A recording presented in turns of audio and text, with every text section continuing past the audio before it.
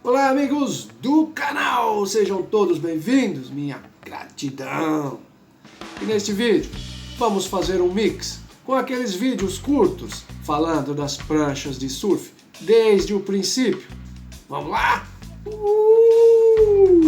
Brother, vamos iniciar aqui uma série de vídeos falando de prancha de surf.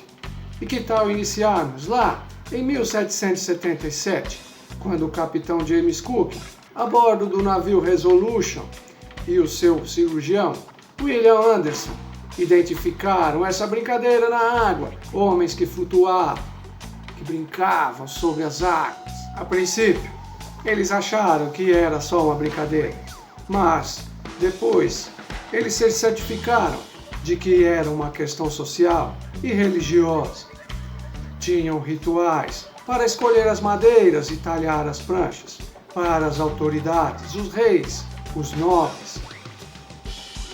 Eram povos que tinham em sua cultura a interação com o mar.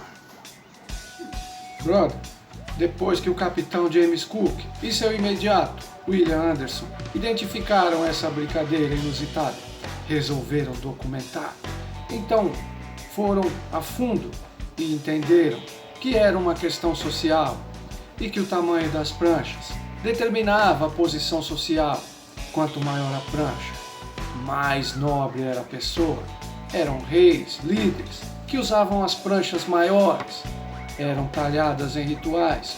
Essas pranchas eram grandes. Tem um motelinho aqui, chegavam a 24 pés.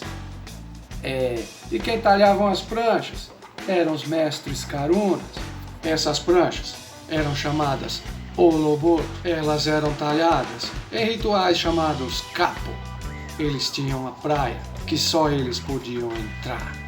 Brother, quando em 1777, na expedição que o capitão James Cook fez ao arquipélago havaiano, encontrou a realidade das pranchas. Existiam pranchas grandes para os reis, os nobres, mas também identificou as pranchas populares, as alaias. As pranchas dos reis eram os olobores, grandes. As alaias eram simples, pequenas, eles não podiam fazer grandes, era limitado. Eles mesmos faziam e talhavam suas pranchas. Era o princípio das pranchas shortboards que fazemos até hoje. As alaias estão no coração de muitos adeptos até os dias de hoje. Brother, quando na mesma expedição o capitão James Cook identificou as pranchas de surf deitado, Paipo é o precursor do nosso bodyboard. Aqui está em escala, Paipo board, alaia e o holoboard, só para ter uma ideia. Essas pranchas pequenas eram para iniciantes, crianças, mulheres e aqueles adeptos que não queriam partir para as alaias. Eles ficavam no pai, se ajeitava ali, eu dominei aqui, aqui tá bom.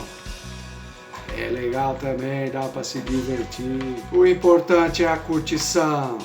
Essa cultura foi levada para a América e lá fervilhou, fervilhou, fervilhou e chegou até nós.